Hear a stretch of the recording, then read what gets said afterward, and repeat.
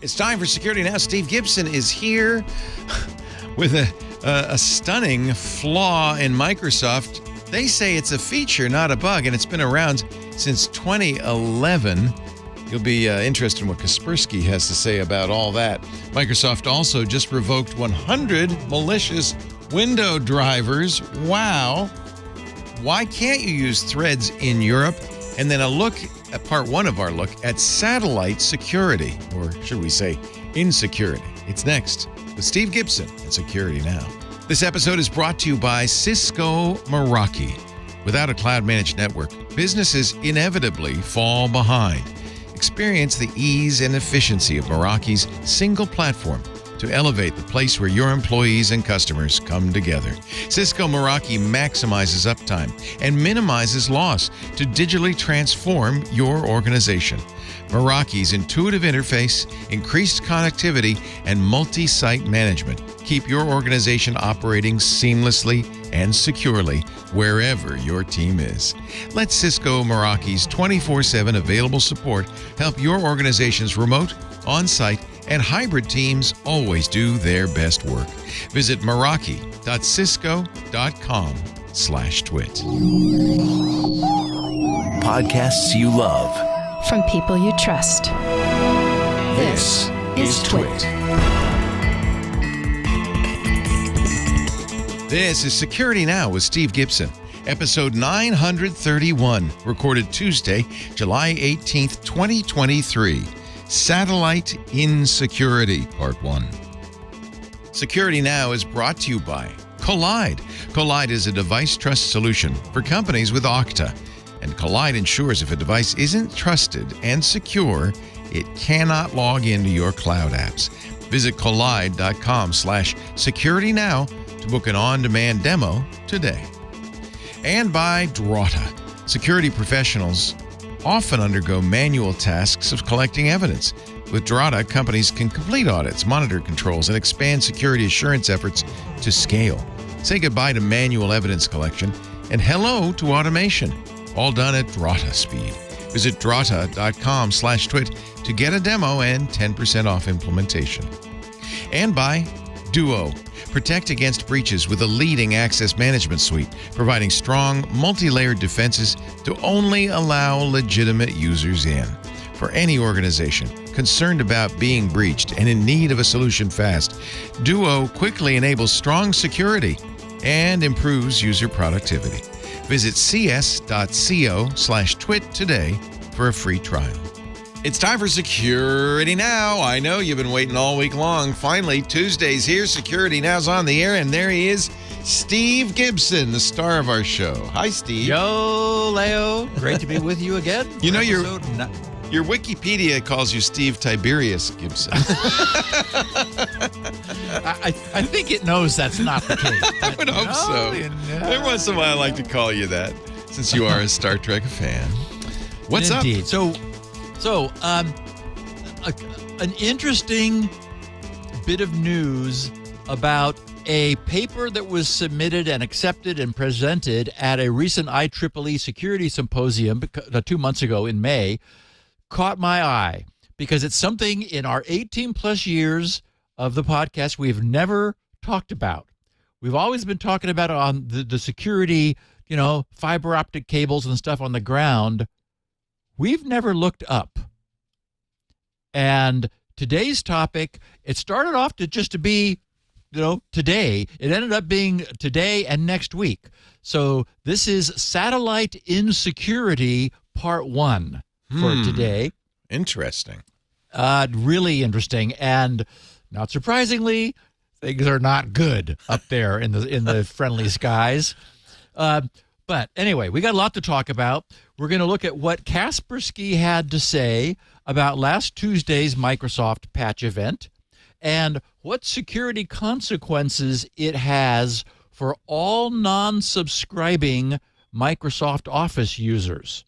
Also, what was inevitably going to happen once the power of large language model generative AI became widely appreciated and available.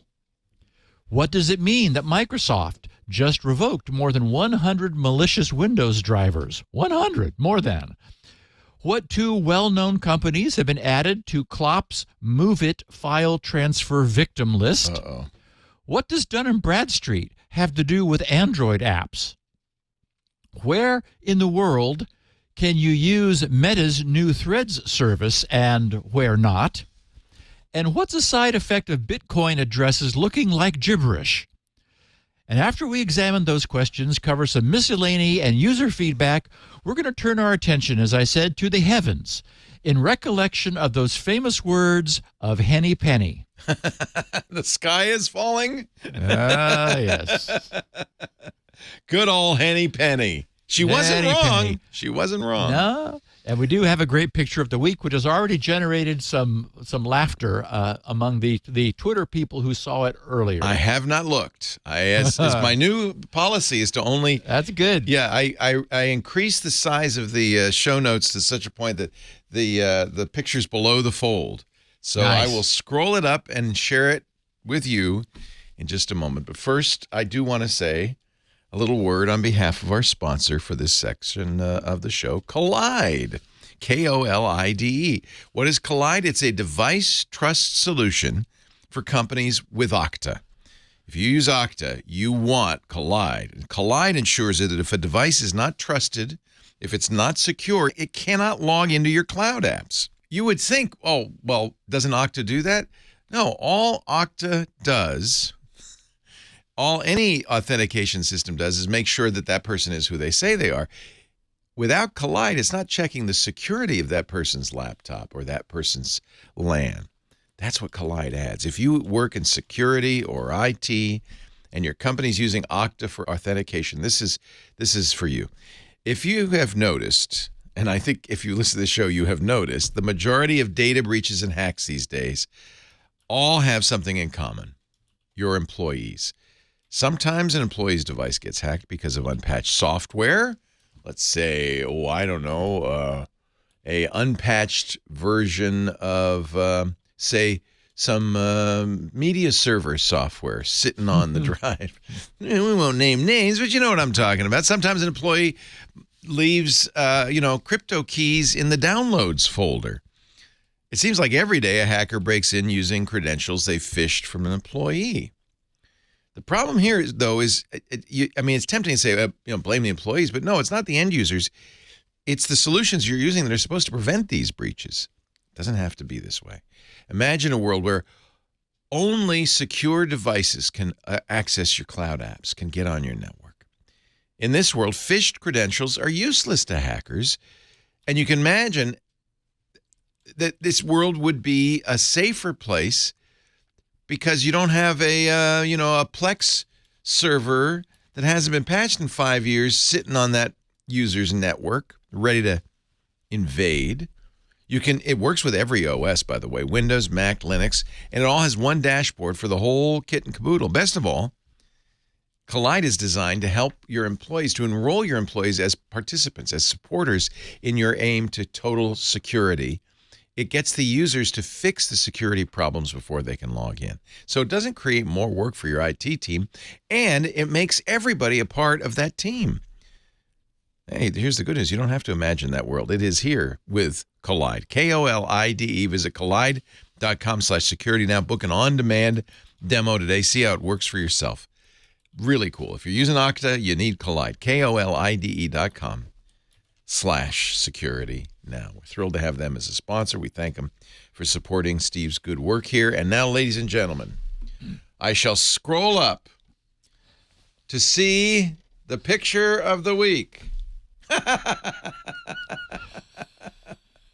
don't know what it means, but I like it. Will you explain this to me, Steve? So the caption I gave this is "Insecure parking spaces, lock your car."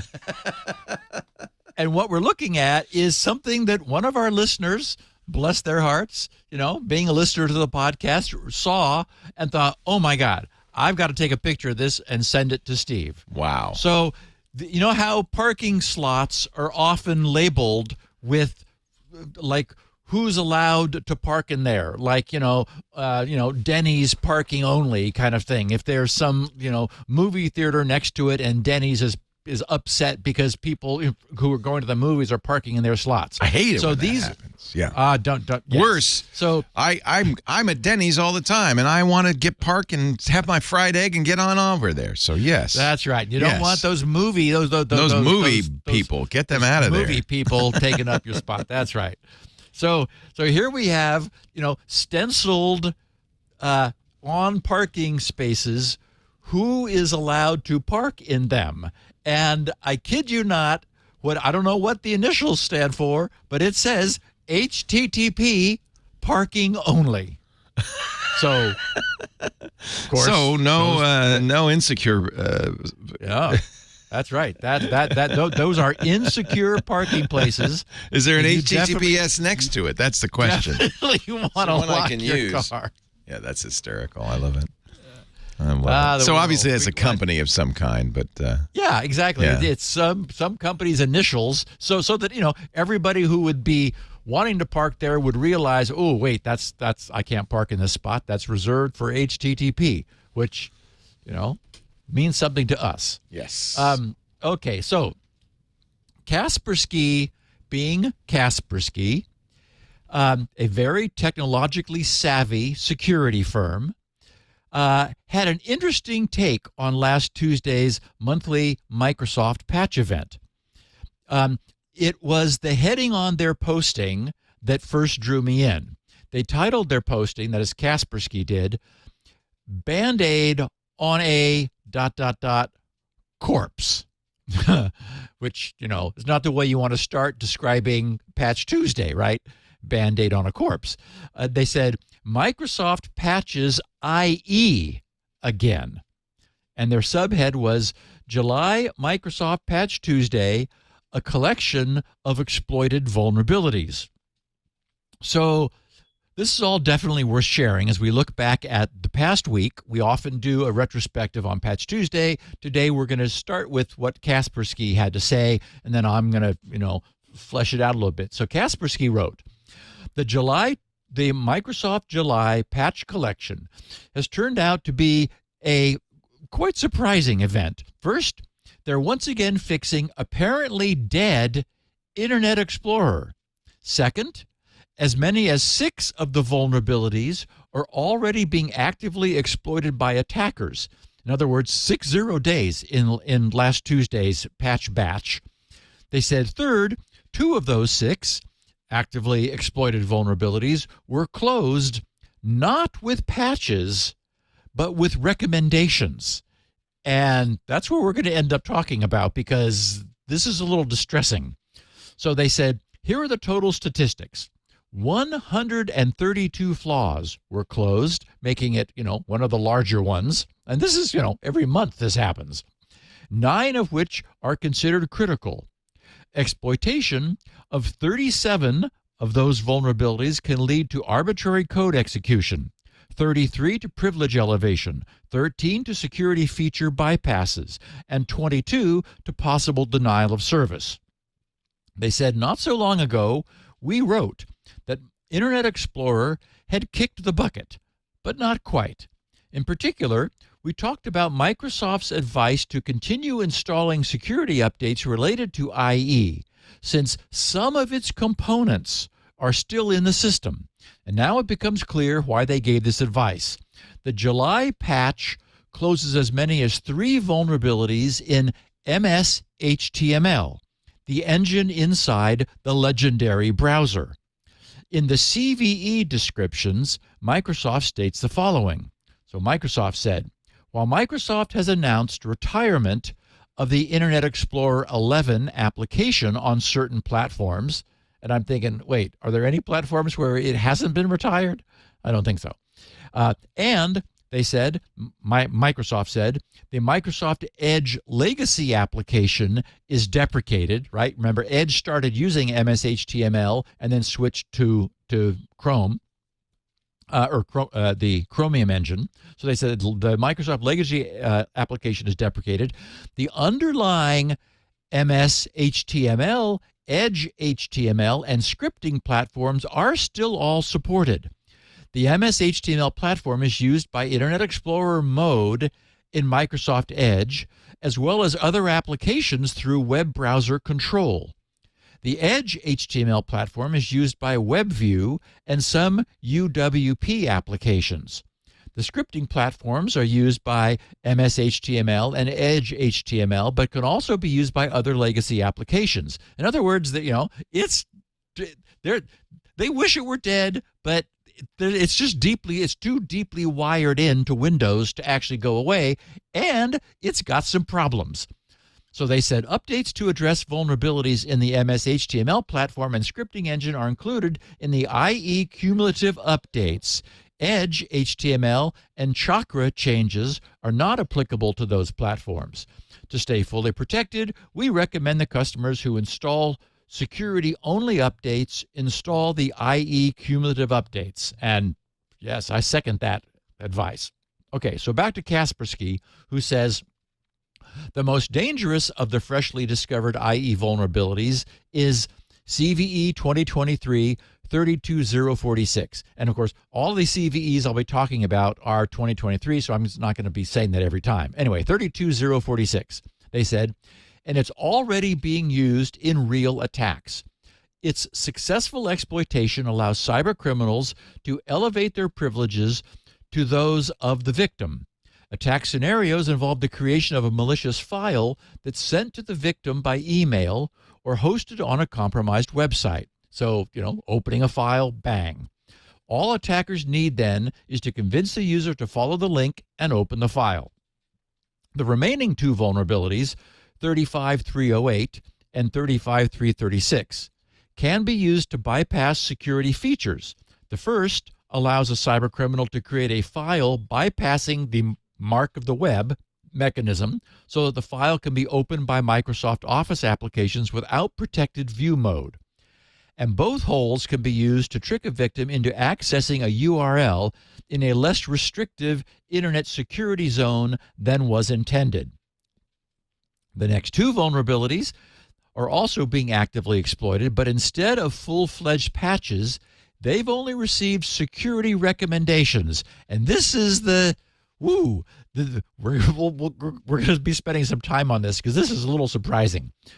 They wrote, the first one, 36884, with CVSS rating 8.3, is being exploited in the Storm 0978/Romcom remote code execution attacks on both Office and Windows.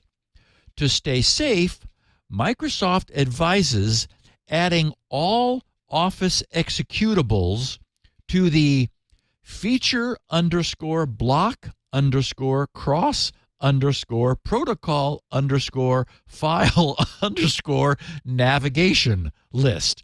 Okay, that's actually the name of a registry key.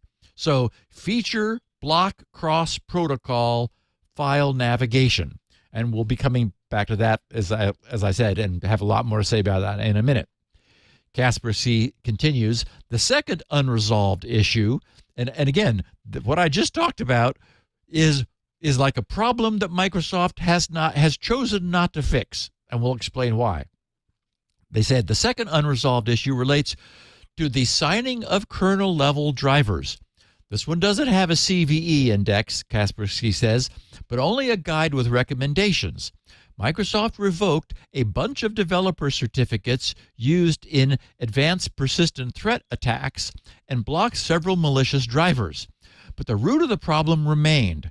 Hackers still managed to sign drivers with Microsoft certificates, or sign them backdated to make them work as one of the exceptions and not require the MS Developer Portal signature. And this is something we've been talking about, right? How, Microsoft really has a problem with driver signing. They said, as a countermeasure, Microsoft recommends keeping both Windows and EDR, that's the endpoint security, up to date. The only small consolation is that in order to exploit such drivers, the attacker must have admin privileges. On the other hand, if you've got privilege elevation exploits wandering around, like in IE, that may not be difficult. Besides the above-mentioned vulnerabilities, there are 3 more holes that are already being exploited by cybercriminals. We've got 32049, a smart screen security bypass feature vulnerability. Its exploitation allows attackers to create a file that opens without displaying the Windows warning downloaded from the internet. We've got 36874, a privilege escalation vulnerability in the Windows Error Reporting Service. That allows attackers to elevate privileges if they already have normal permissions to create folders and technical performance monitoring files. And finally, 35311. It's a security feature bypass vulnerability in Outlook. Its exploitation helps cybercriminals avoid showing warnings when using Preview. And of course, as we know, clever attacks actually do use these things in order to slip past users even when they're trained up and are wary. Okay, so on balance, we got a bumper crop of 132 total patches this month, 9 being critical, 37 allowing for arbitrary code execution, 6 being actively exploited in the wild as true 0 days.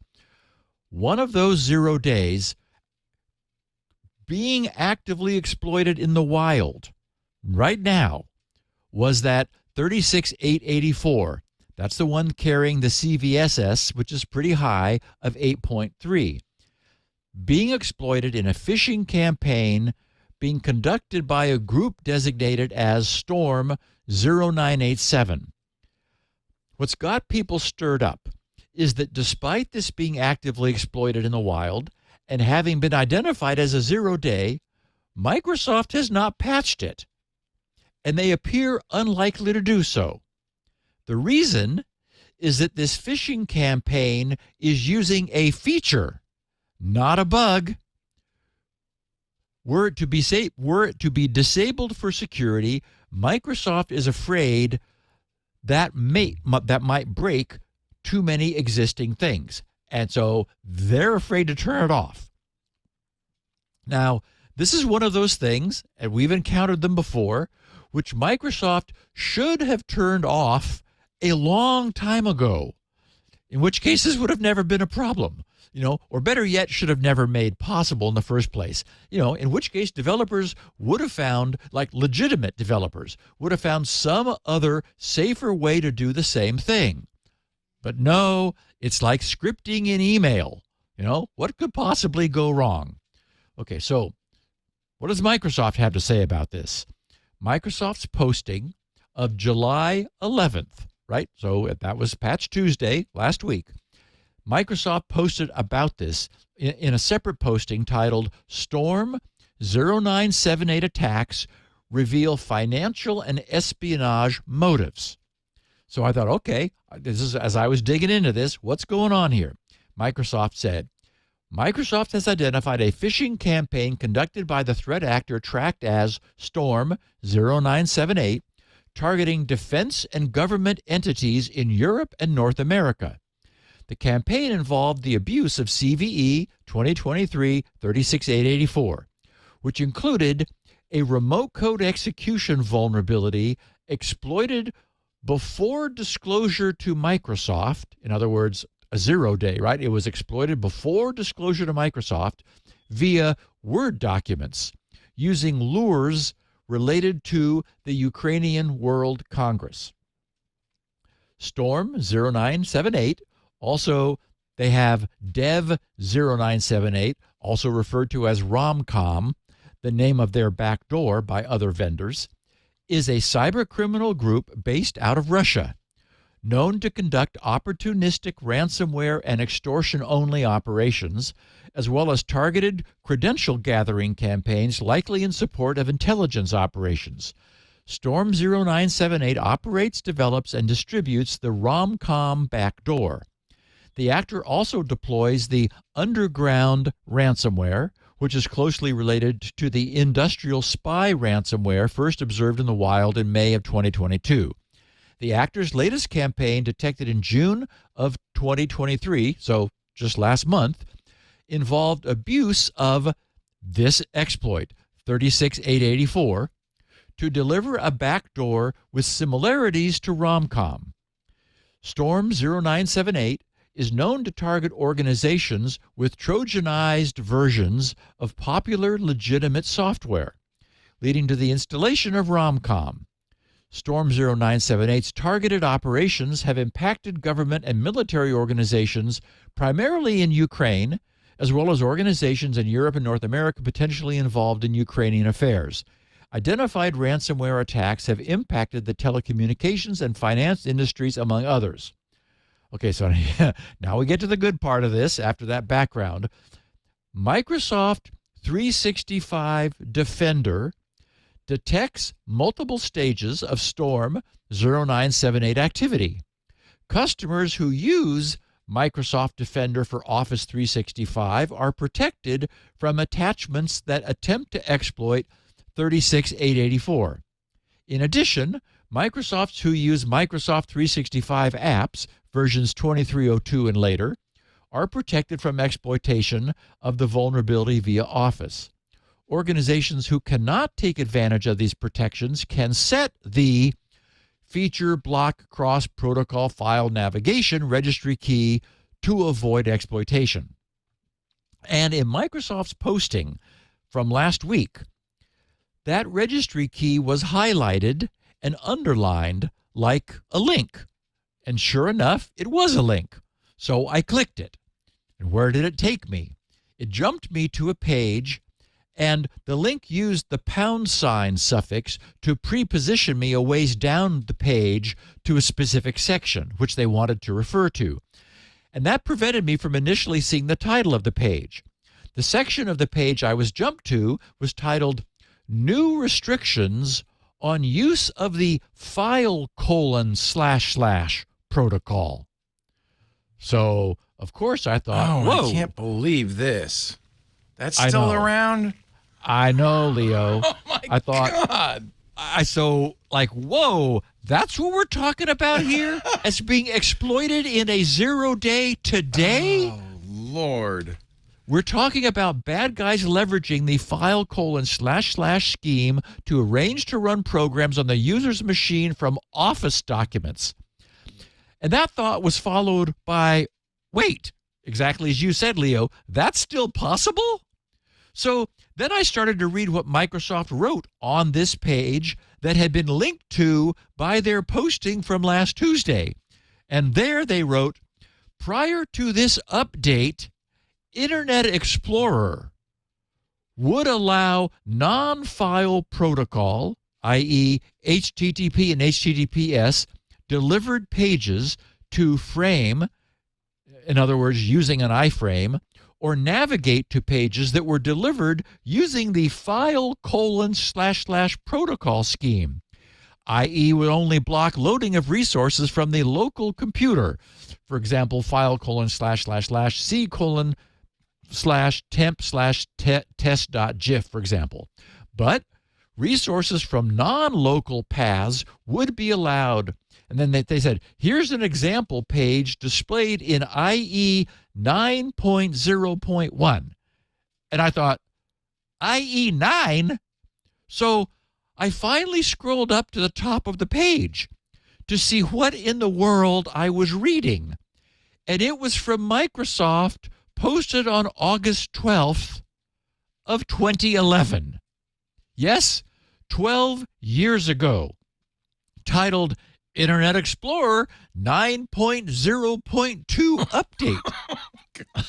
Oh, my God.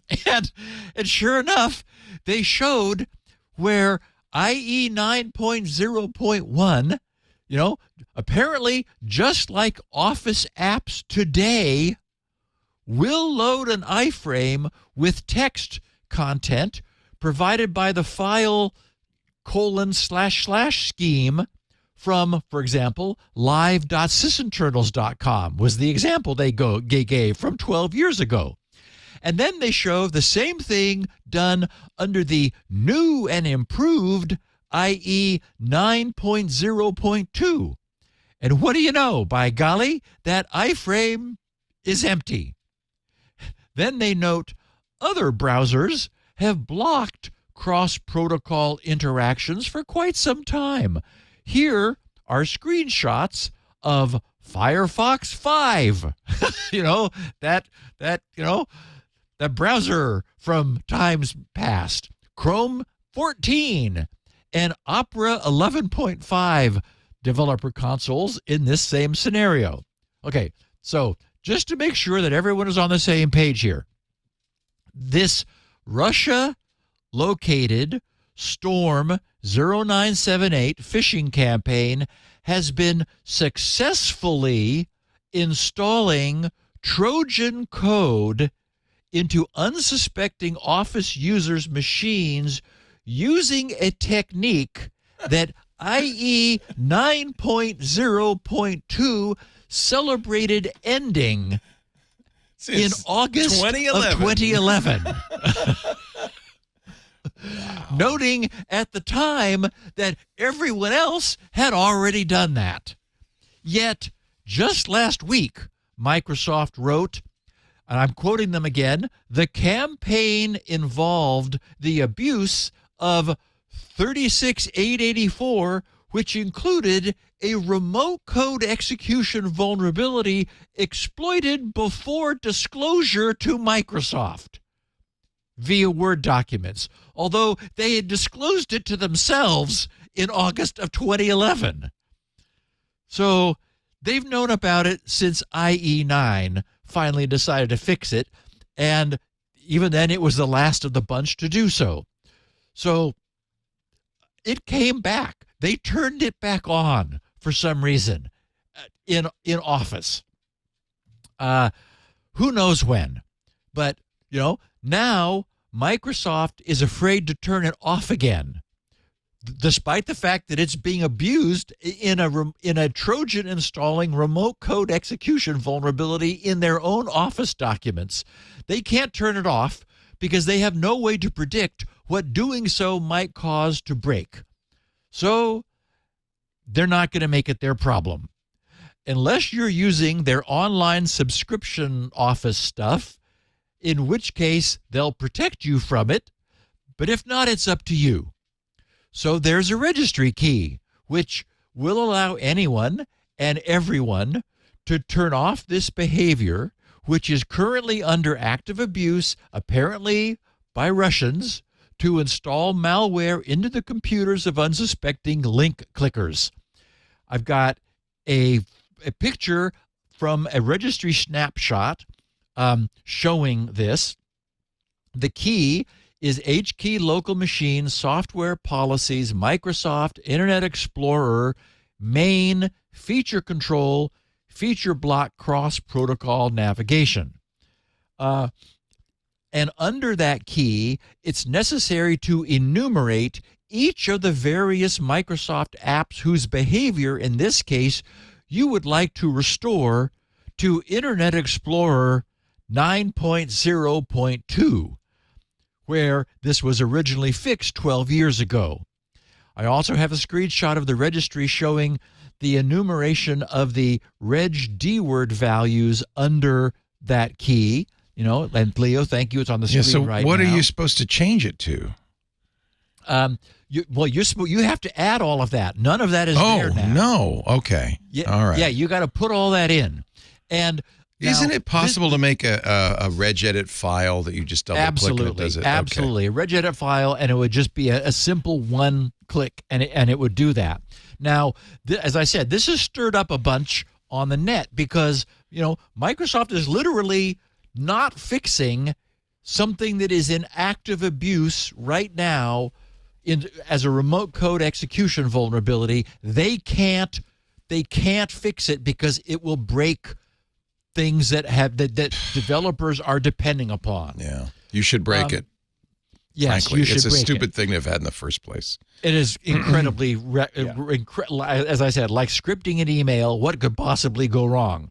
The problem is, all over the net, you will now find scripts that are doing this.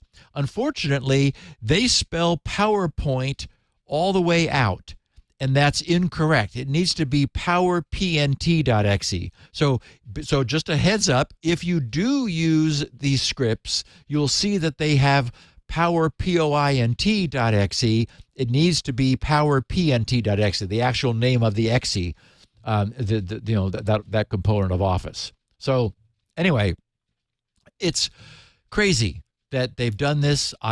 Who knows when this came back into use? The bad guys found it and said, "Oh, that's nice, just like Internet Explorer 9.0.1." It's 2011 all over again. We can go back to our old tricks. Oh, my God. Unbelievable. Unbelievable. Okay, so I suppose it was inevitable, though it happened sooner than I would have expected. The underground now has a ChatGPT style generative AI all their own without any of the abuse prevention built into the front end that is in ChatGPT. It is known, and I kid you not, as WormGPT, and it exists. The news of this comes from a reformed black hat computer hacker named Daniel Kelly, who collaborated with the team at the business email and messaging protection security firm /Next. Daniel begins his posting by providing a background about the use of legitimate generative AI like ChatGPT and discusses, as we have here, the fact that such AI can be hugely useful to bad guys when they're able to coerce it or seduce it into giving them what they want, meaning ChatGPT, which, is trying not to. But now it appears this will no longer be necessary.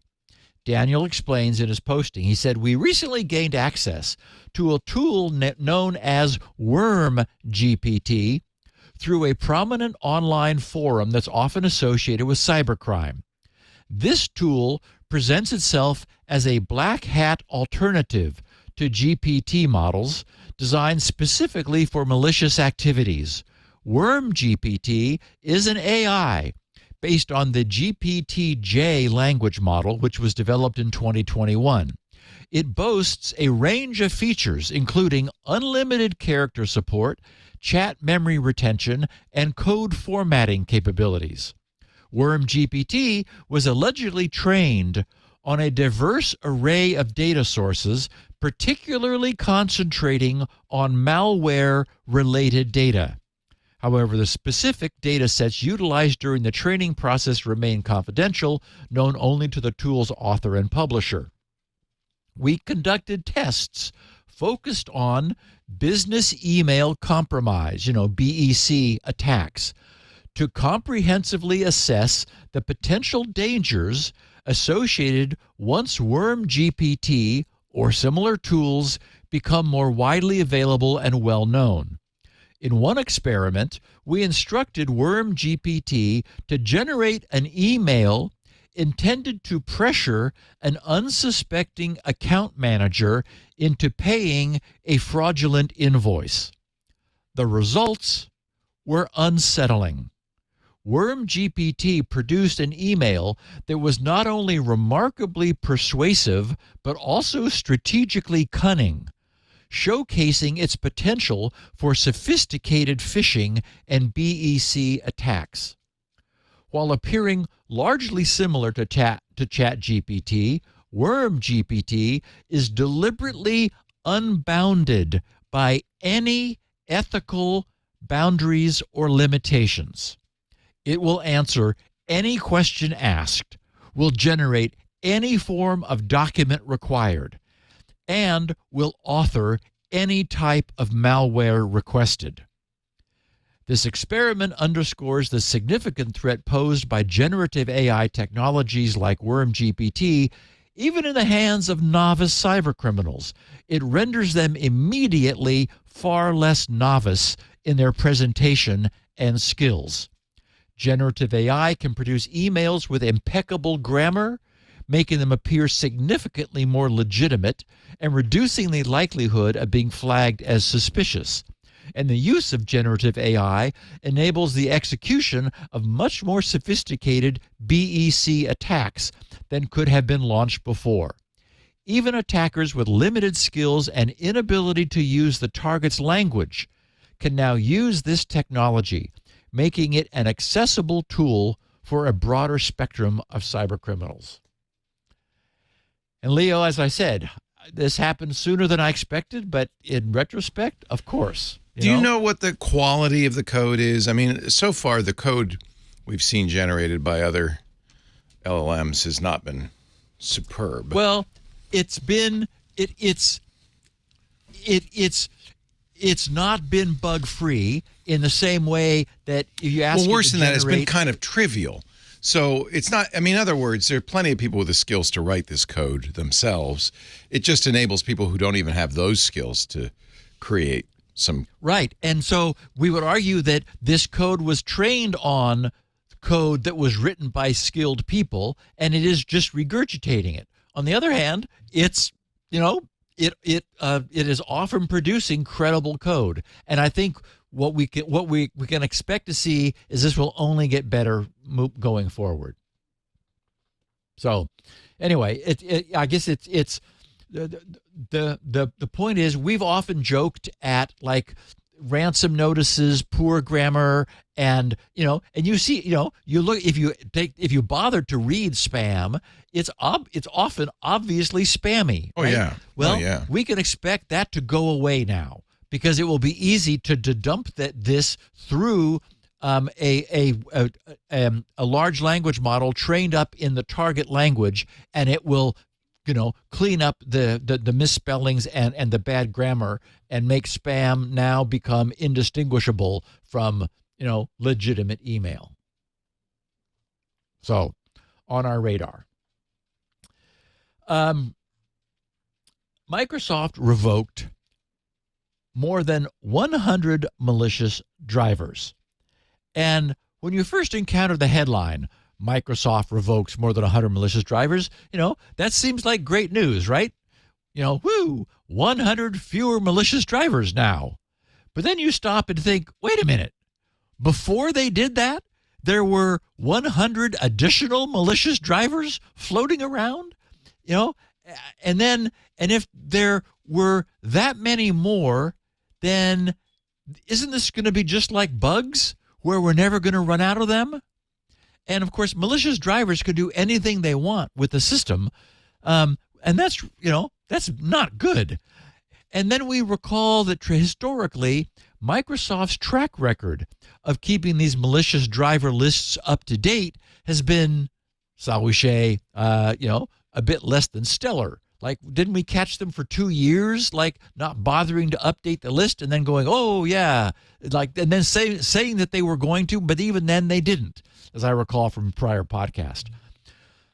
The problem is that all of the evidence suggests that there are far too many ways to get around Microsoft's driver signing. Bad guys apparently have no trouble doing it.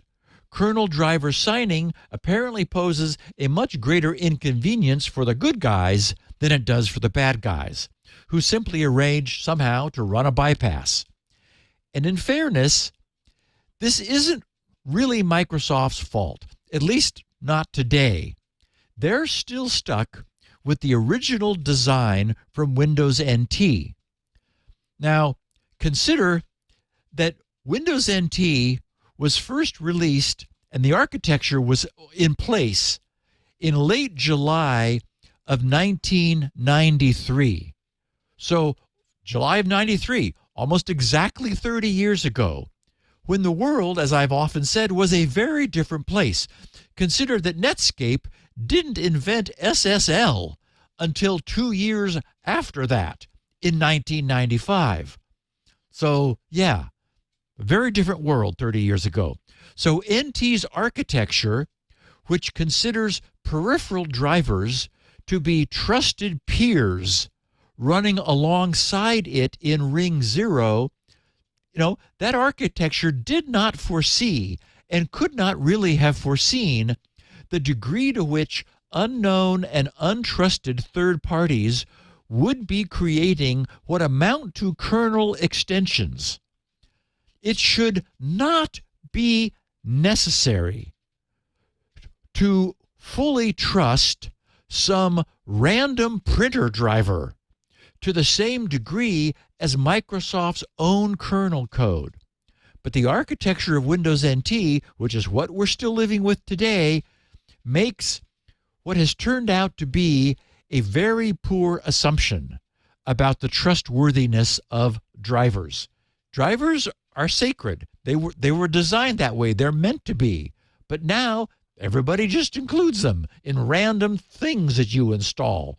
And, they're down in the kernel along with everything else that Microsoft created and with full ring 0 privileges. So here's how Microsoft couches the current mess, while at the same time taking more than 100 existing, previously certified good and safe Windows drivers out of circulation. Microsoft said, the Microsoft Windows Hardware Compatibility Program, WHCP, certifies that drivers and other products run reliably on Windows and on Windows certified hardware.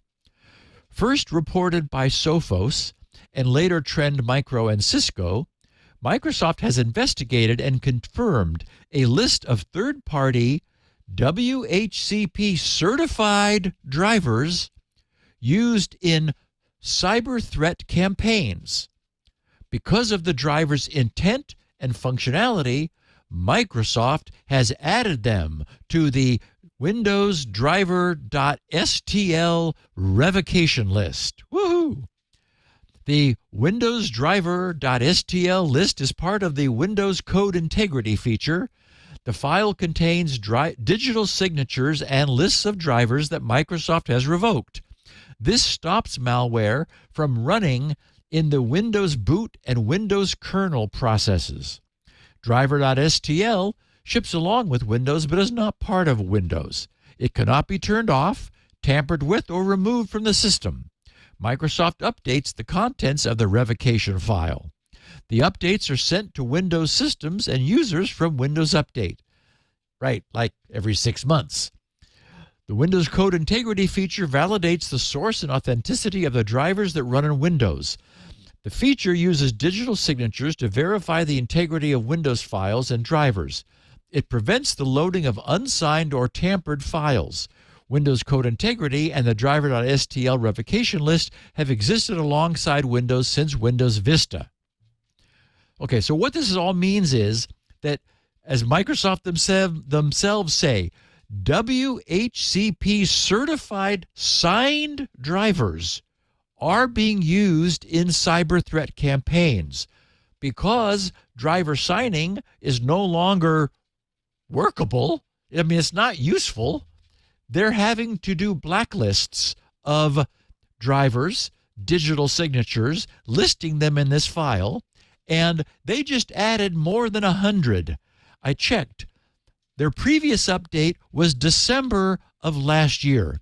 So we're getting these fixes in large batches less than twice per year. And unfortunately, this really isn't adequate, but it's what we've got. And I don't see anything that they can do now. They can't change the way NT's architecture is. We're stuck with it. They're no more able to change NT than Intel could decide to give up on its x86 family and do something else.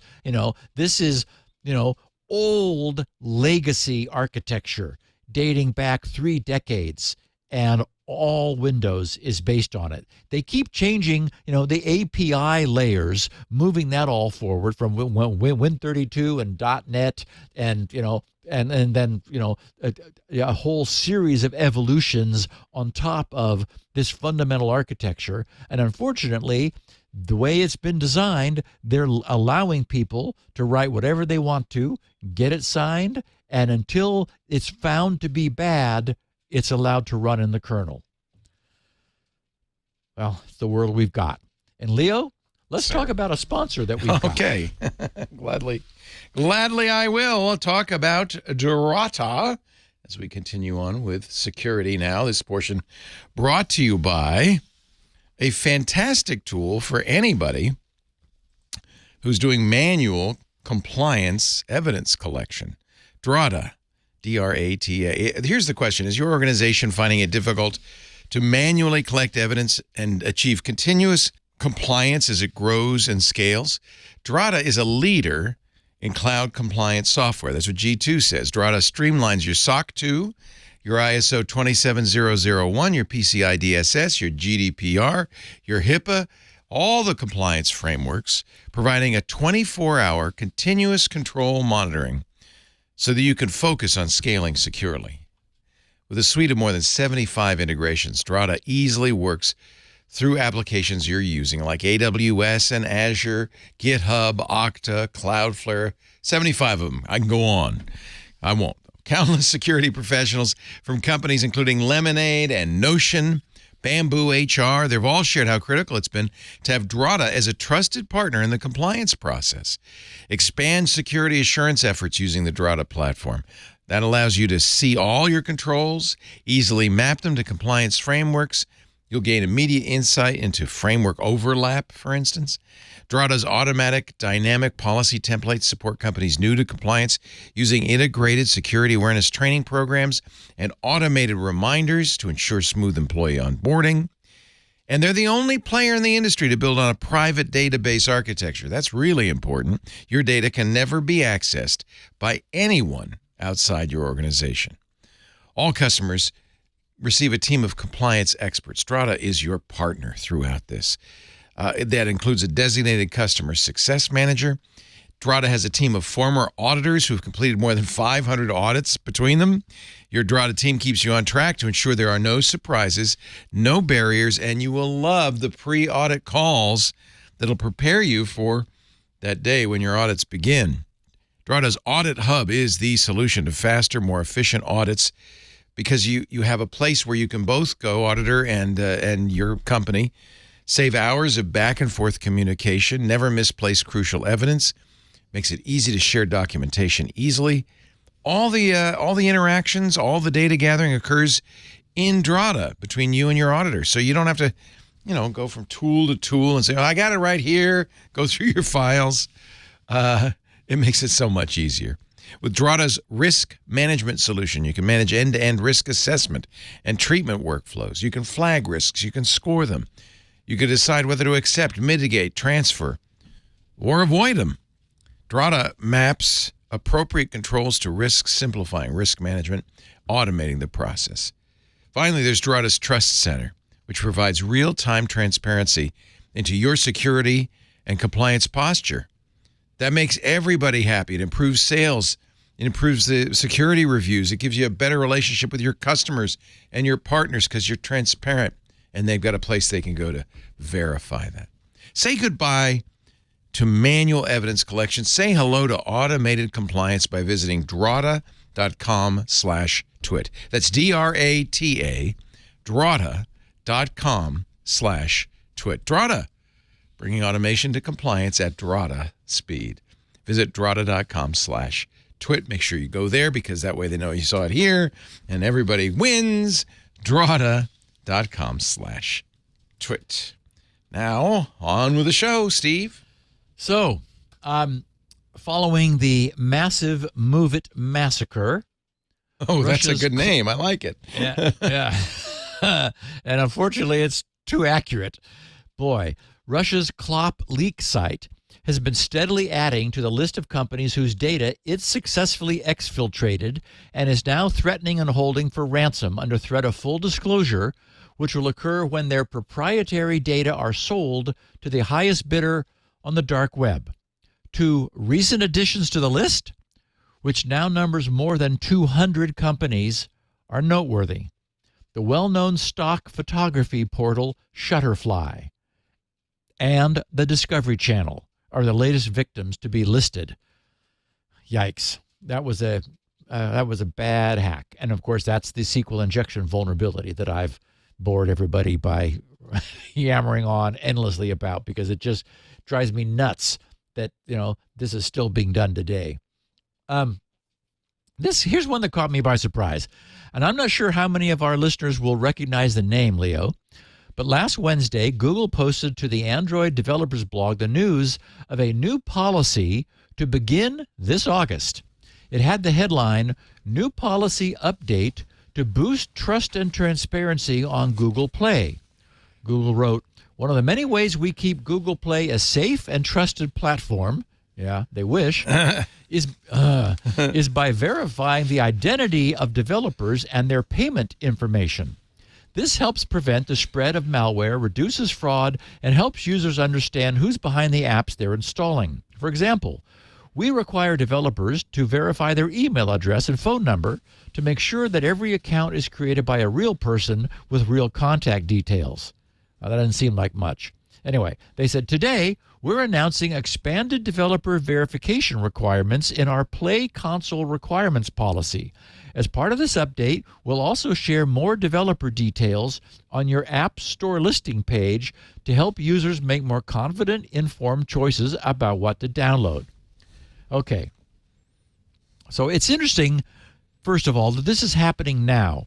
It seems like, certainly, an overall good thing to do. But it's also interesting that it comes after we reported that news of U.S. legislators threatening to have app stores proactively warning U.S. users when an app they wanted to load had ties to China. Anyway, Google then explained the specifics of their new plan. And get this, Leo, requiring organizations to provide a DUNS number. They said, when you create a new Play Console developer account for an organization, you'll now need to provide a DUNS number assigned by Dun Bradstreet. DUNS numbers are unique 9-digit identifiers that are widely used to verify businesses. Because we'll use DUNS, that's D-U-N-S, numbers, to verify your business information during the account creation process, it's important to make sure the information that Dun Bradstreet has about your business is up to date before creating a developer account. You may also be required to submit official organization documents to help us verify your information. If you're not sure if your organization has a DUNS number, you can check with Dun Bradstreet or request one for free. The process can take up to 30 days, so we encourage you to plan ahead. Now, okay, anyone who's been in business for long will have encountered Dun Bradstreet. I Googled Gibson Research Corporation Dun Bradstreet and was taken right to our page at D&B. Dun Bradstreet was founded by Robert Graham Dunn and John M. Bradstreet in, 1841. Yeah. 182 years ago. It's how business is done. That's exactly right, Leo.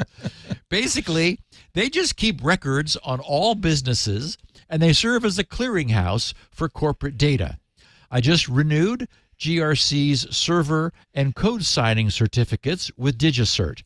And since the certificates are organization validation, OV, which is one level up from DV, domain validation, and EV, extended validation, because I want EV code signing certs, which are slightly more trusted, it was necessary for us to have someone present to answer our corporate phone line at the number that's listed for GRC at Dun Bradstreet. Right. There's no way around that. Right. That you have to do that. It's kind of like an AV cert, an extended cert, right? It's Yeah. So anyway, I thought it was very interesting that Google is adding this layer and level of corporate authentication. It's not unusual. I've had to do that in the past with others as well. For what? Like if you want a business account at Facebook and things like that. Yeah. Yeah. You just have to prove that you are the business and, that you are. Right. Who you say and you are. again, anyone who's in business for long, Will have a D&B should DUNS have number. discovered you by themselves. Oh, yeah. We're in and you D&B. ought to be listed. Yeah. So they said on August 31st, we'll start rolling out these requirements for anyone creating new Play Console developer accounts.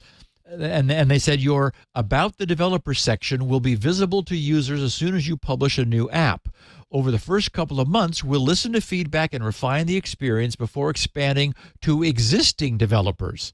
Then, in October, they wrote, we'll share more information with existing developers about how to update and verify their existing accounts. So initially, only for new accounts. They'll work out that process, get all, any kinks and wrinkles out of it. But then they're going to retroactively go back and tell all existing corporate, organization accounts, you need to get yourself validated through D&B, or we're going to have to talk to you about that. So anyway, I just thought that was interesting, and it's a good thing that there'll be more accountability for where apps are coming from, especially on the Android store. I titled this "No Threads for You," or EU. The European Union's GDPR is, of course, a frequent topic on this podcast because it's being wielded to complain about U.S. companies' cross-border transit of EU citizen data. When Meta recently released their smash hit Threads, intended to be an alternative to Twitter, they deliberately did not release it in the European Union because it was pretty clear by now that various EU countries would jump up and down and file lawsuits against the privacy invasion they felt were being created by this American juggernaut we have over here. However, did I mention that Threads has been a smash hit? Oh, yeah. Where are we now? I've not. Last I saw 150 million users. Wow. It's been a little more than it'll be 2 weeks tomorrow. So wow, it's growing fast. And those same European Union citizens who are being protected by their GDPR, whether they want it. Whether they want its protection or not. Pissed. They immediately began clamoring for access to Threads, and they discovered that they could country hop by using a VPN. Well, that worked up until last Thursday, when people began complaining that they could no longer access Threads over their VPNs because Meta decided that they better close that loophole too. So, yes, once again, no Threads for you in the EU. Okay, and finally, this little bit of news was just too fun not to share. It seems that a Brit has been sentenced to 3 years in prison for blackmail and unauthorized access to a computer network after he tried to hijack a ransomware payment which was being made by his employer to a ransomware gang.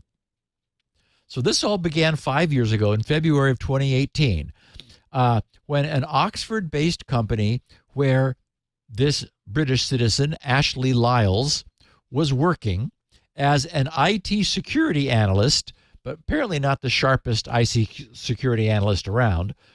His firm was hit by ransomware. Officials in the UK say that after Ashley's company was hit by a ransomware gang, Ashley abused his position in the company's IT staff to secretly, but turns out not that secretly, log into his manager's email account and replace the attacker's Bitcoin address with his own. After all, they all look alike. Ashley also created an email account that was nearly identical to the attacker's address, obviously so that the change would not be noticed, and then pressured his employer to pay the ransom.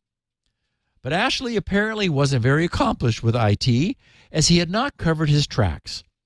His whole scheme collapsed when the company's security team noticed the unauthorized access to the executive's email.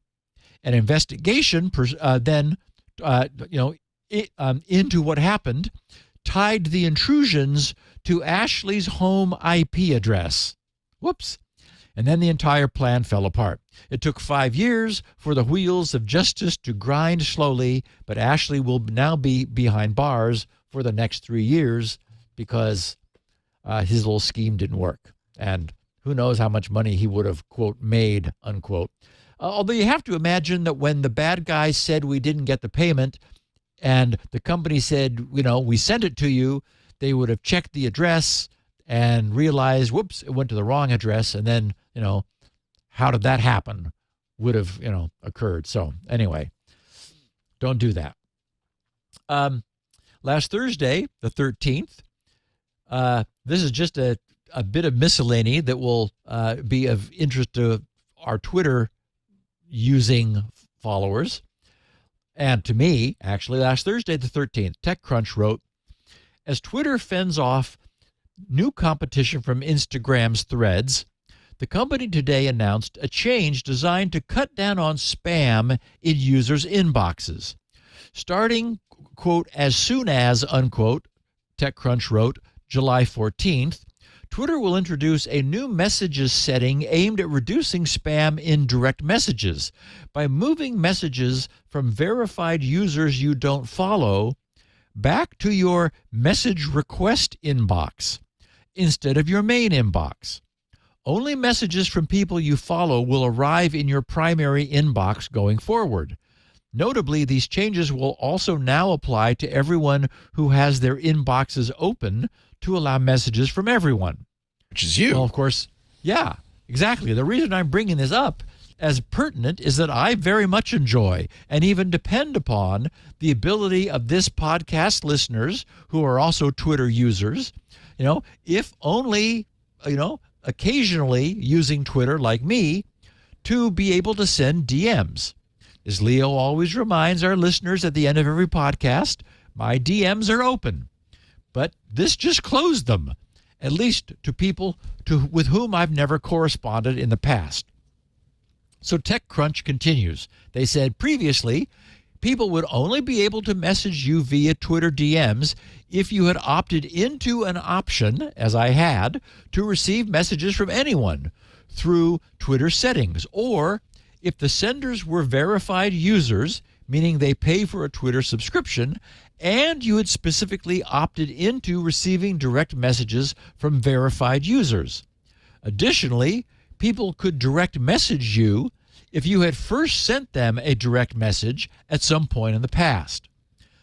The change to move messages from verified users back to the message request inbox instead of the primary inbox, unless you follow them, signals another failure of Twitter's new verification system, where users can pay for the blue badge that gives them elevated status on the platform. Before becoming pay-to-play, verification indicated a person was a public or notable figure of some sort, a politician, celebrity, athlete, journalist, or some other well-known individual. By making the verified checkmark accessible to anyone who had a credit card to buy it, Twitter diluted the value of verification, writes TechCrunch. That apparently escalated to the point that people had become bothered by verified users spamming their main inbox when they had set it open to receive DMs from the blue badged crowd. In other words, it's a tacit admission that Twitter has a verified user spam problem. Twitter notes that if users still want to receive DMs from verified users in their main inbox, they can manually switch back to that setting at any time after these changes are put into place. The update will also make it more difficult for journalists to contact sources for more information or permission to use a tweet, as they not only lost their verification badges under Musk, but now, even if they now pay to be verified, will have their DMs dropped into the messages requests folder where they may remain unseen. And finally, as some users pointed out in the replies to Twitter's announcement, the update doesn't actually cut down on spam from verified users or otherwise. It simply relocates those messages to a different folder. So, after encountering this news yesterday, I went over to check on my settings, and sure enough, I have a screenshot of what I found. There are 3 settings. Allow messages only from people you follow, allow message requests only from verified users, and allow message requests from everyone. I was set to the middle one, from verified users. I set myself back to from everyone, as I had been before. So we are again open for business. Anyway, so regular DMs will be able to flow in. I was noticing that there was something called message requests in my DM. My favorite Twitter interface is TweetDeck. And so I had like 10 things, and I thought, well, I don't know what those are. And I hadn't bothered to look because I was getting plenty of regular tweets from people. Then I realized these were people that I had responded to in the past. So that makes sense. Whenever I can, I will make the time to send a thanks or an acknowledgement or a comment back to someone who has sent something to me or asked a question, or provided a really great picture of the week, as is often the case. So I suppose that it was because I had previously interacted with these people that, even though I was set to that middle setting, Twitter knew that I had a dialogue in the past, so it allowed those to come through. Anyway, we're back to everybody again, so I'm glad for that. A couple of closing the loop tidbits. Steve Fintel, he tweeted, "Hi, Steve. I've been listening to Security Now since episode 1. You were recently talking about your favorite TOTP apps. Since you're already a Bitwarden user, why not use its TOTP? After filling in your credentials, it places the current one-time password in the clipboard automatically, so when you get to the next dialog that's asking for the one-time password, you just need to paste it." This question is far more important than it might seem at first glance, because doing this significantly increases the user's risk. This has nothing to do with Bitwarden, which is, as Steve notes, the solution I chose after leaving LastPass. And at the time I made that decision, I explained the rationale for my choice for choosing Bitwarden in that episode titled Leaving LastPass. Well, and furthermore, LastPass offered its own TOTP authenticator, and which we recommended against using for the same reason you're about to describe now. Right. Yeah. From a strictly theoretical security standpoint, having the same system, no matter how secure it might be, containing both the secrets for providing your username and password login and the secrets for also providing the one-time password code, creates a single point of failure. I use and rely upon an external, disconnected, standalone authenticator specifically because it is all of those things. It would make me very nervous to have my password manager not only able to autonomously provide my username and password, but to then also provide what is intended to be a separate and robustly independent additional form of identification, additional factor. It is absolutely less convenient to have to manually transcribe those 6 digits. For me, it's a very small price to pay for the huge increase in security that affords. And it serves as a classic example of the trade-off between convenience and security. I'm not saying that no one should have their password manager handle everything, but Steve asked why I'm not doing it, and I doubt that I ever would. When we all received that initially frightening news of the LastPass breach, and not the first one, I remember commenting on this podcast that one of the first things I did was to look through the accounts I have registered for one-time passwords, and I was immediately relieved to see that all of my most important accounts were protected by those entirely independent secrets that were, stored outside of the browser.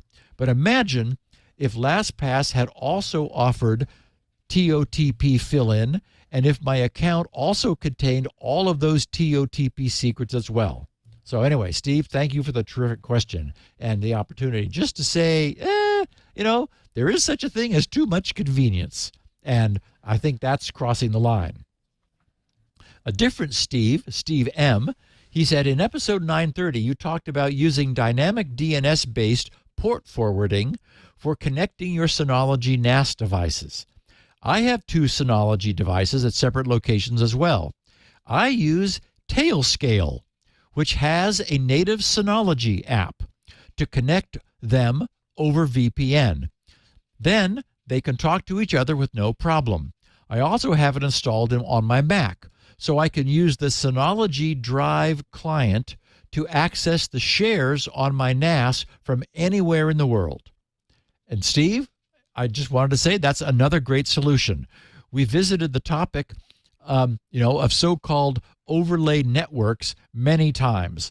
The very first one was Hamachi. Back then, Hamachi cleverly reused the entire 5-dot IPv4 space, that is, all IPs beginning with 5 dot and then something dot something dot something, for its own virtual IP nodes. Since at the time, none of the IP dot, the 5 dot IP space had ever been used. That meant that any machine's reference to an IP beginning with 5 dot could be assumed to be referring to a Hamachi node for routing. The fact that there's a native Tailscale implementation for the Synology NAS is just one reason to love Synology. I haven't yet had any need to access my NASs while roaming, but I'm sure that need will eventually arise, and I'm delighted to know that I'll be able to use Tailscale to securely and transparently connect to those NASs, as if they were still sitting right next to me. So that's really cool. And lastly, Timber, TIMBR, he said, "Hi, Steve. When possible, please teach us about Windows page file and swap regarding our recent SSDs and lifetime. Is it recommended?" Okay, so the first thing I do when I'm setting up a new machine is to make absolutely certain that the Windows page file is either moved to a spinning magnetic drive or turned off entirely. Of course, it's only feasible to turn it off entirely, or at least it's only practical, to completely disable the page file when a system has sufficient main memory. But all of mine do. The first thing I do is load up a system with as much memory as it can handle, or makes sense. Just part of my standard operating procedures, and then I disable paging completely. It works just great. Having lots of RAM is something that just keeps paying dividends over the lifetime of the machine. So anyway, absolutely, you do not want to swap on an SSD. There's just no good reason to, especially with RAM, main system RAM being so cheap these days. And this question of writing to solid-state mass storage leads me to a note from a SpinRite tester. Last week, I talked about SpinRite's first release candidate, and I explained about its future switch to the embedded RTOS 32 OS. At that time, I had what I'm about to share, but I didn't want to further burden that podcast. I'll just share it now. A SpinRite pre-release tester named Jim McHale posted to GRC SpinRite Development Newsgroup. He wrote, "I have an old Lenovo with a Samsung 840 SSD." He said, "Loaded up Alpha 32, meaning SpinRite Alpha 32, and get these rates. Front of the drive, 138 megabytes per second. Middle of the drive, 445 megabytes per second. End of the drive, 56 megabytes per second." So again, SpinRite has a built-in benchmark that benchmarks the front, the middle, and the end of the drive. He was getting on his Samsung 840 SSD 138, 445, and 56. Then he wrote, "I seem to recall Steve saying you can run a SpinRite scan to regain the lost speeds. I tried level 1 and it did not improve. What should I do for SSDs? I noted the warning in the instructions about SSDs, so I didn't want to go beyond level 1 without guidance." So first of all, SpinRite now notices if you are running at any level that writes to the drive, and if it is an SSD or a shingled magnetic drive, you get an extra notice that writing is something you need to consider carefully with that particular device. So anyway, I wrote back to Jim to explain that what's needed for SSD maintenance is a rewrite of the SSD's data, because over time, and especially with repeated reading in the area, the disturbance caused by the reading of adjacent SSD media has been found to disturb the integrity of the SSD's stored data. Anyone who does an internet search for the term read disturb will get an eyeful. SpinRite's level 1 is a read-only pass. So what Jim needed to do was to run level 2, which performs a read followed by a write of the same data right back to the SSD. And you could optionally use level 3, which follows that up with a final reread if you just wanted to be extra safe, although I don't think it's necessary. But I also explained that while it made sense to do this in what appeared to be an extreme case such as his, it should be done sparingly, since writing very slightly fatigues SSDs. So Jim replied the next day in the developer news group with his update. He wrote, "Thank you, Steve, and everyone else who chimed in. What a great group. The numbers after level 3 are now 564 across the board." He said, "Wow, hubba, hubba, hubba." So he went from 138, 445, and 56 megabytes per second to 564 megabytes per second by running a level 2 pass of SpinRite over his SSD. And what he experienced is what everyone has been seeing. His SSD was restored to brand new performance. With SpinRite 6.1, for now, rewriting the entire drive is the best I can offer. But this is one of the reasons I'm still willing to invest in developing what will be an entirely new SpinRite 7 written from scratch under a new OS. SpinRite 7 will add what I call targeted rewriting, to selectively rewrite only those spots on the SSD that require it. And this is not just for speed. Speed is what you get, but it's every bit as much about storage reliability, since the reason those regions are being read back more slowly is because their stored bits have been softened and have become less certain. So the SSD's media controller is having to work much harder to determine what was originally stored there. When you rewrite it freshly, it no longer has to work as hard. The data is restored much more safely and securely, and you get to read it back much quicker. So anyway, all of this means that, much to my amazement, SpinRite has every bit as much of a story to tell for solid-state storage as it always had, has had for spinning magnetic storage. We're going to take a break before you get to the thing, right? You want to get to the thing, satellite insecurity. I did want to, regarding this use of swap file on Windows 11. Yeah. For a long time, historically, even if you had, 10 gigabytes of RAM, you would still want a swap file because Windows used it for other things besides just swapping out RAM when you ran out of memory. And I think with Windows 11, that is still the case. It uses it to it uses it to store the system RAM dump during a kernel fault. If you crash, it will store that. There is a swapfile.sys that also uses to sleep UWP apps. It uses it for other things than what we think of a swap file as a little extra storage on the hard drive in case you run out of RAM. And for a long time, I've recommended, even if you had ample RAM, not to have some, usually fixed size, can be small, swap file. So I'm not sure not having a swap file is necessarily optimal. I'll have to ask Paul and see if he knows on Windows. See what he thinks. I'm running Windows 10 without one, and I mean the fact that I'm running Windows 7 without one is less germane. But Windows 10 works great without it. Yeah, it's not that it won't work great, but it may not be working as well as you want it to.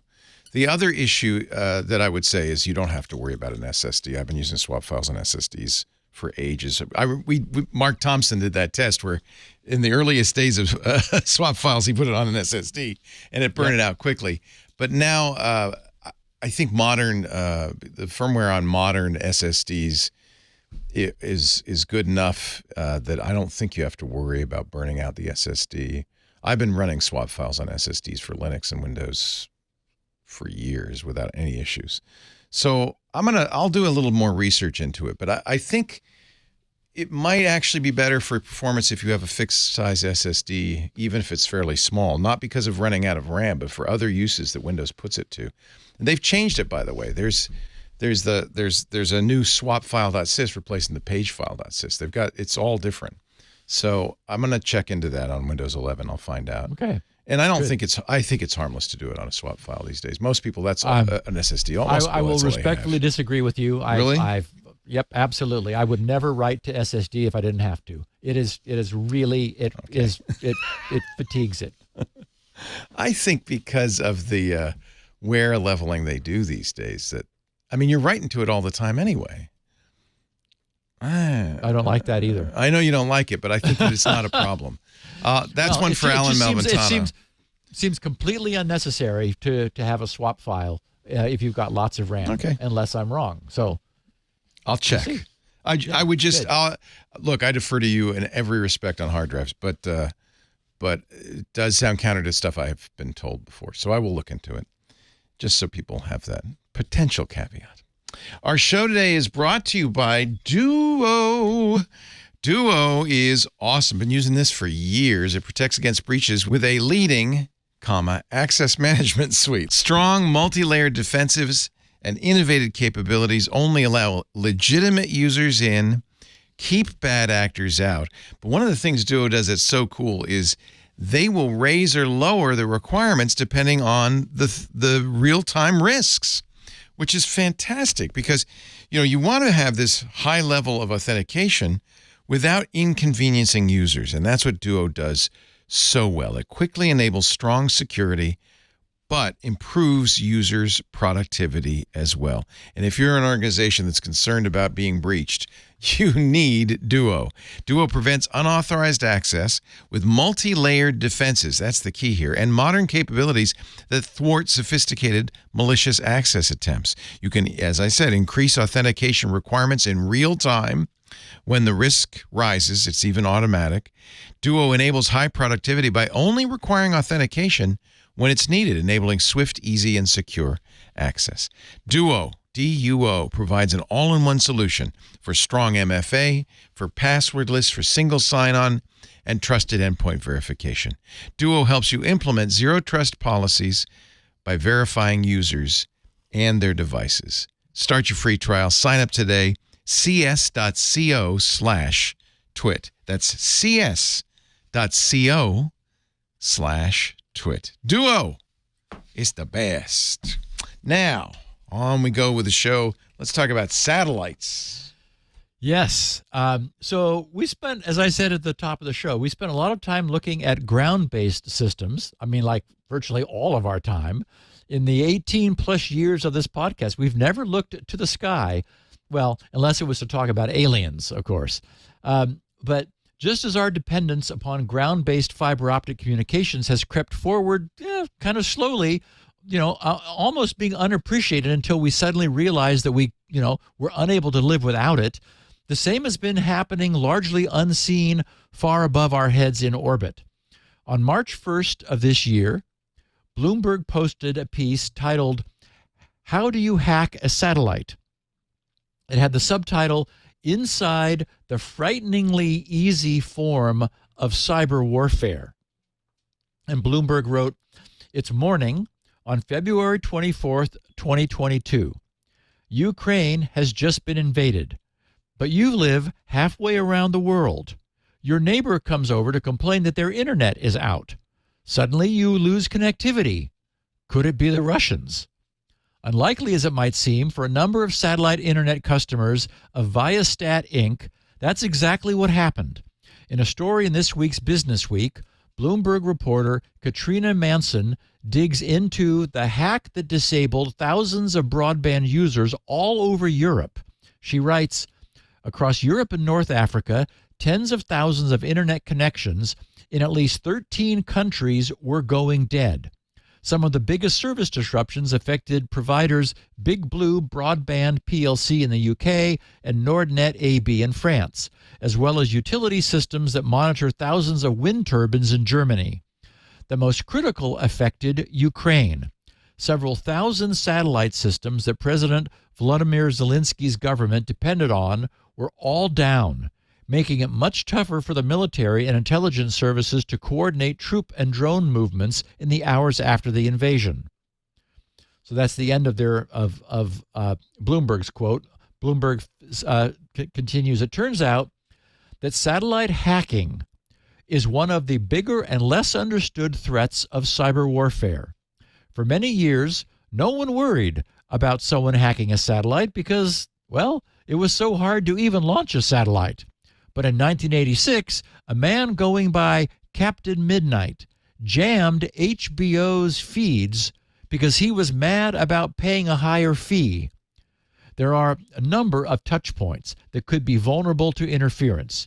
You've got the orbiting satellite itself, its transmitted data, and the network of dishes on the ground sending and receiving information. So anyway, Bloomberg continues, but that gives us a little bit of a sense. So that's the commercial side. But what about GPS and about our deep dependence upon space-borne communications and surveillance technology for our national security? And not just our national security, but, everyone's national security. What caught my eye and first put this topic on my radar was a security research paper that was accepted for and recently presented during the 44th IEEE Symposium on Security and Privacy in May. It was titled Space Odyssey, an experimental software security analysis of satellites. And as you might expect, since we're talking about it here, the news was not good. In fact, as you really might expect, it's downright horrifying. And we're talking down at the firmware level that probably cannot be fixed from the ground.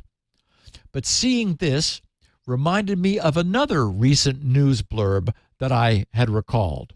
I found some coverage of that event in Newsweek with the headline, 5 teams of hackers will compete to breach U.S. satellite in space. And the subhead, protecting satellites from hacks is becoming more important as industries from agriculture to banking to insurance rely on space-based capabilities. Newsweek wrote this August, at the famed DEF CON hacker convention, the U.S. military will stage a contest in which competing teams of white hat hackers will, for the first time ever, try to penetrate and take over computer systems on a satellite actually in orbit. Steve Colenso, Technology Transfer Lead for the Air Force Research Laboratory's Information Directorate in Rome, New York, and one of the contest's organizers said, it took 4 years, but this year we're in space for real. The Hackasat 4 Capture the Flag contest comes in the wake of the notorious cyber attack on the Viasat KA-SAT European network satellite last year, the one we were just talking about. Russian military hackers sought to decapitate Ukrainian command and control of its armed forces by shutting down the network just as Russian invaders rolled across the border. Although there are conflicting reports about its impact on the fighting, the attack was completely effective from a technical perspective.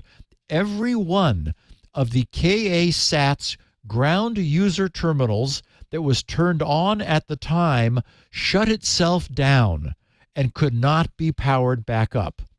That, plus the collateral damage the attack caused, such as the wind farms in Germany knocked offline, underlined both the integral role in the world economy of space-based global communications networks and their vulnerability to hackers.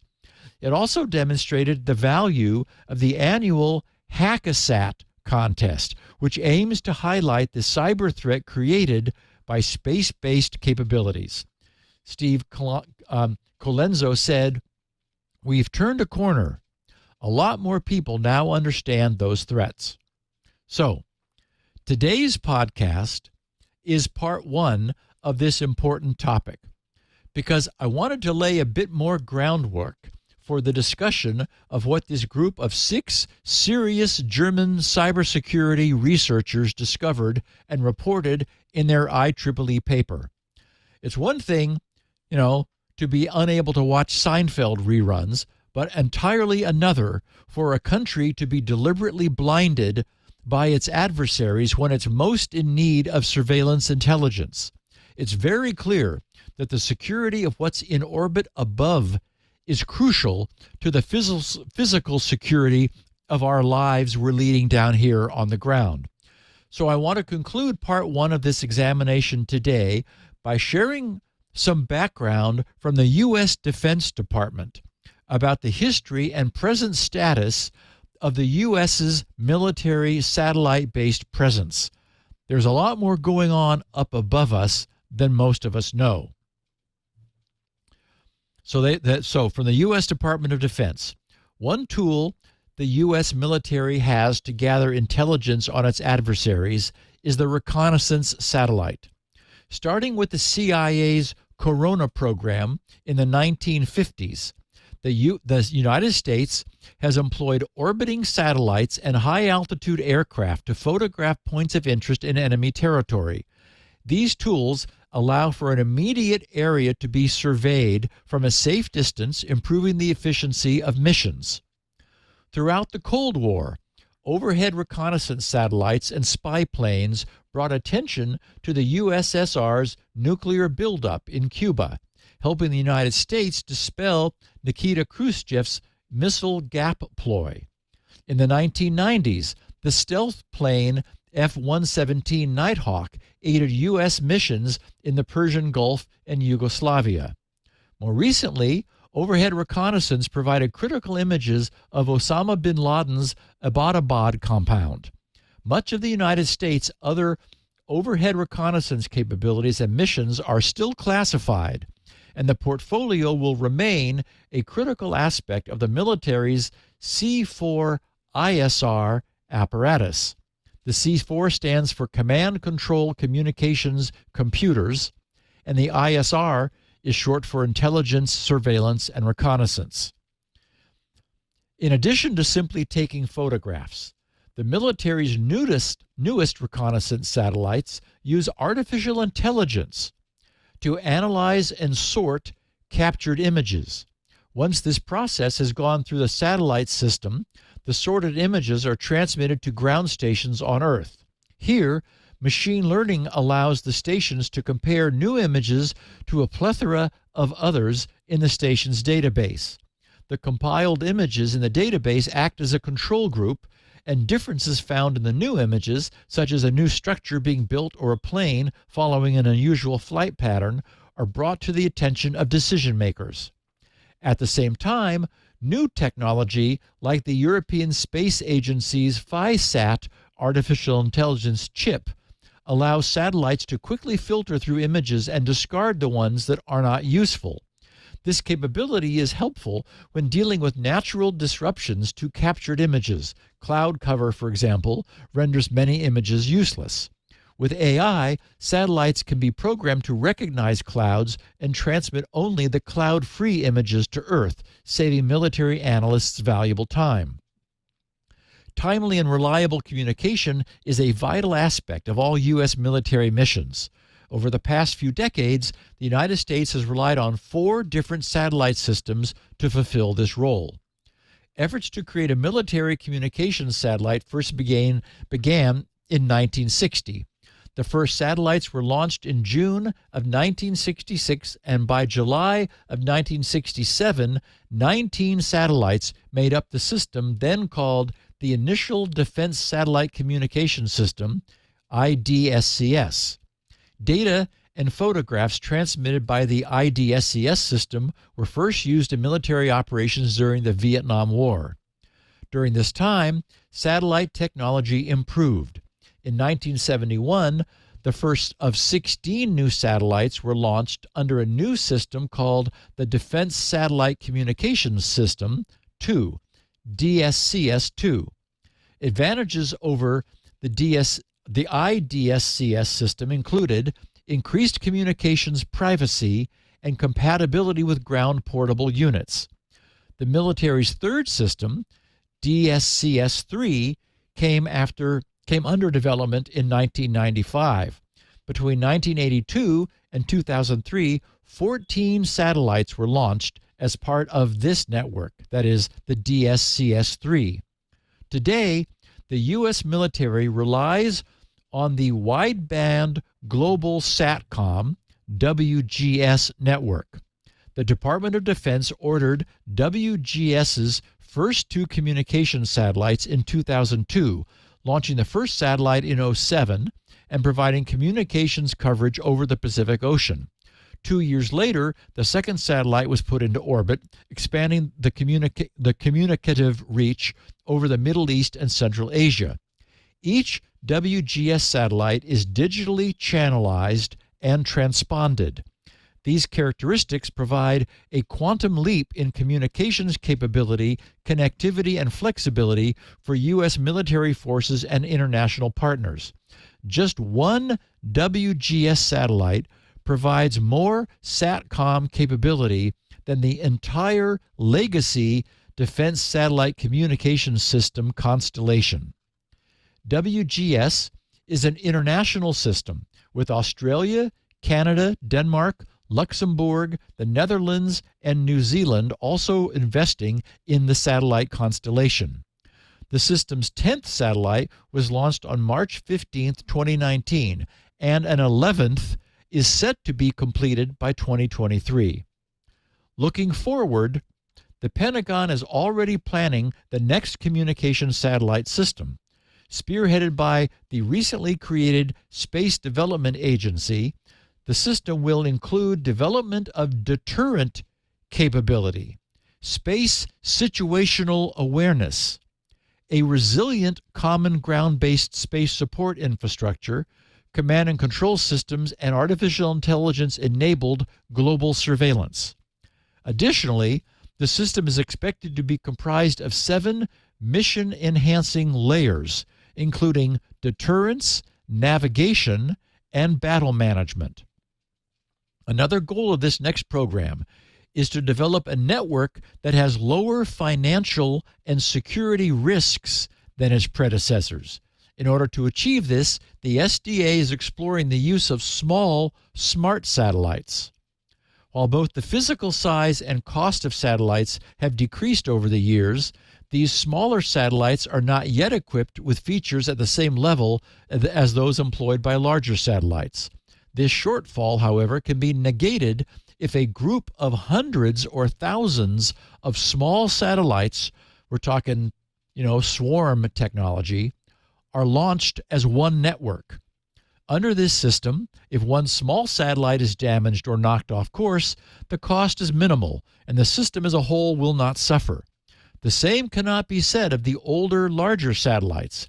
A damaged WGS satellite is costly both in terms of financials. The 11th WGS satellite will cost the U.S. government $605 million, so, $0.6 billion, and functionality of the current satellite network. That is, if one of these big guys is knocked out, it hurts the functionality of the whole network.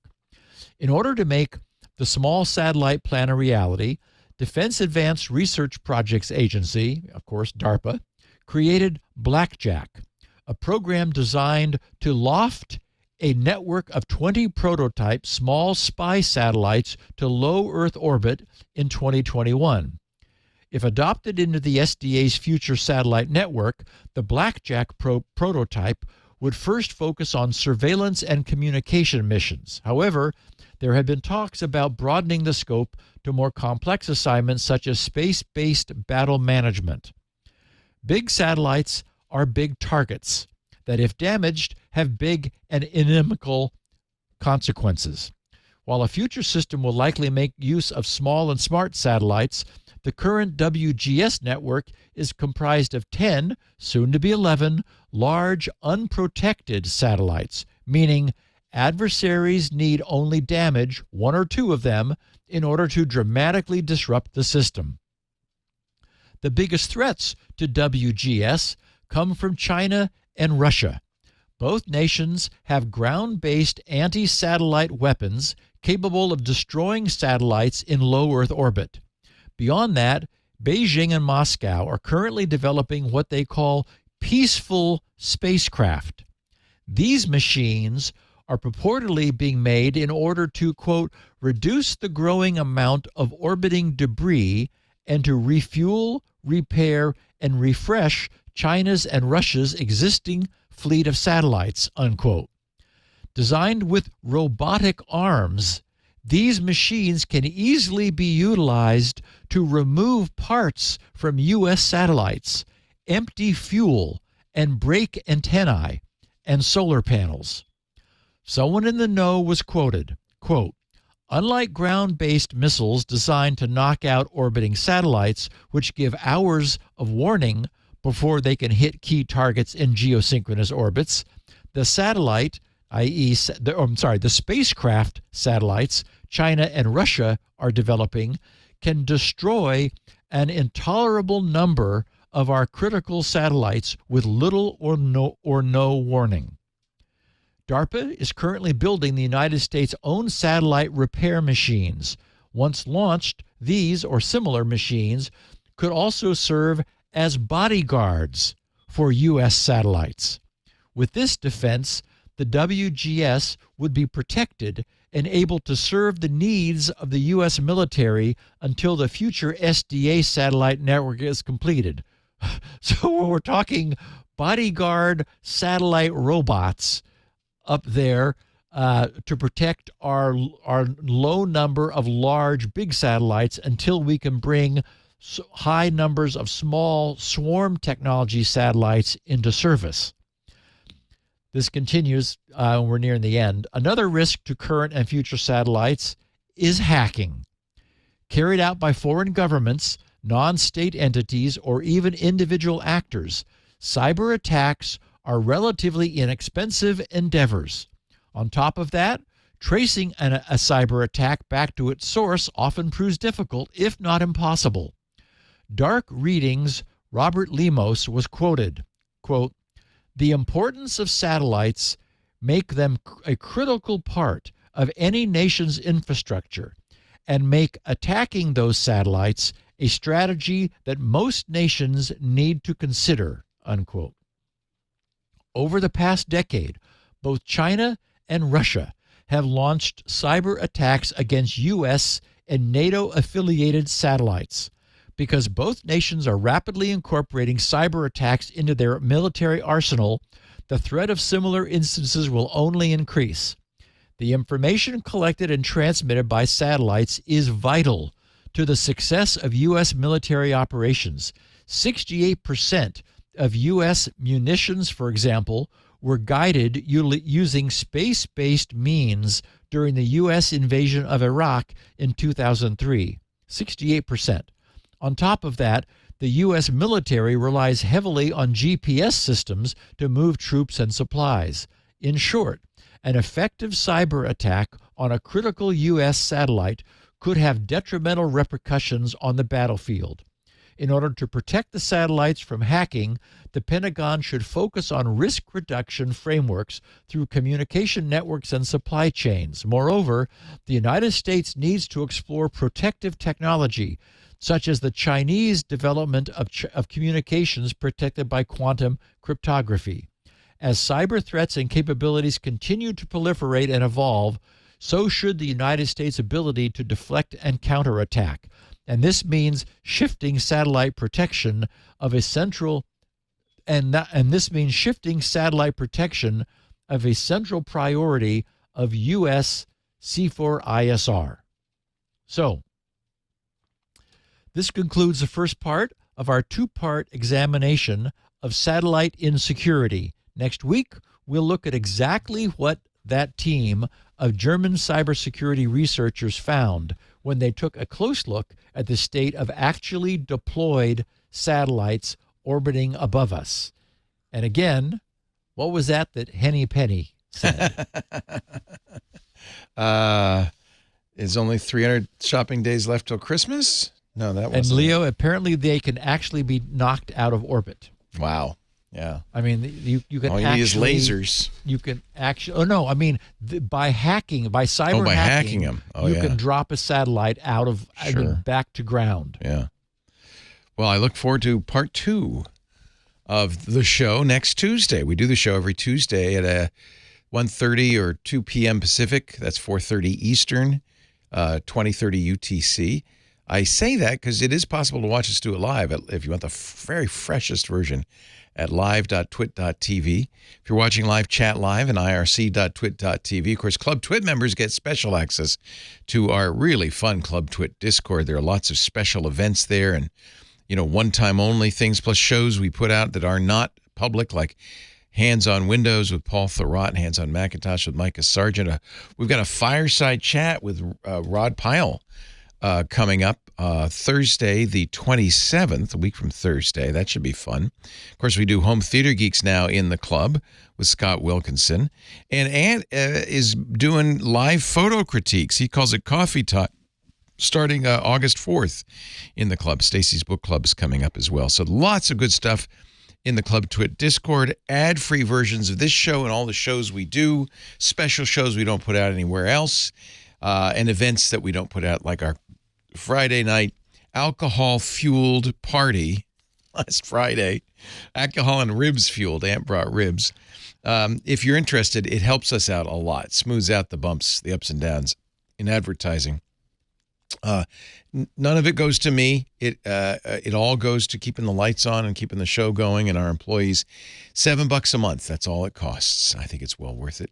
If you're interested, twit.tv/clubtwit. Now, of course, we do make on-demand versions of the show available. It's a podcast after all. Ad-supported, free to all at twit.tv/SN for security now. Steve has his versions of it as well, 16 kilobit audio, 64 kilobit audio, plus the transcripts that he commissions. All of that's available at his website, grc.com. While you're there, check out SpinRite, the world's best mass storage, maintenance, and recovery utility. It's currently 6.0. 6.1 is just around the corner, and you'll get a free upgrade the minute it comes out. So hurry on over to grc.com for that. You can leave feedback for Steve at grc.com/feedback, or, of course, as he mentioned, on his Twitter at SGGRC, and his DMs, yes, are still open. SGGRC on Twitter. Let's see. I think that's everything you need to know. There's a YouTube version of the show. That's great for sharing little clips. The best thing to do really would be subscribe. There's an RSS feed on Steve's site or our site. Either way, subscribe, and that way you'll get it automatically. Just find your favorite RSS reader or podcast player and enter in. Actually, if you could just search for Security Now, and you'll find it. That's the easiest way. And you'll get it automatically every week. Thank you, Steve. Have a great week, and we'll be back next Tuesday for another thrilling, gripping edition of Security Now. Yes, my friend, we've been around a while. We are well known by the search engines. Oh, my God. By now they know who we are. And if they don't, they're just keeping their head in the sand. That's all. Thank you, Steve. next week, my friend. Bye. It's midweek, and you really want to know even more about the world of technology. So you should check out Tech News Weekly, the show where we talk to and about the people making and breaking the tech news. It's the biggest news. We talk with the people writing the stories that you're probably reading. We also talk between ourselves about the stories that are getting us even more excited about tech news this week. So if you're excited, well, then join us. Head to twit.tv/TNW to subscribe. Security.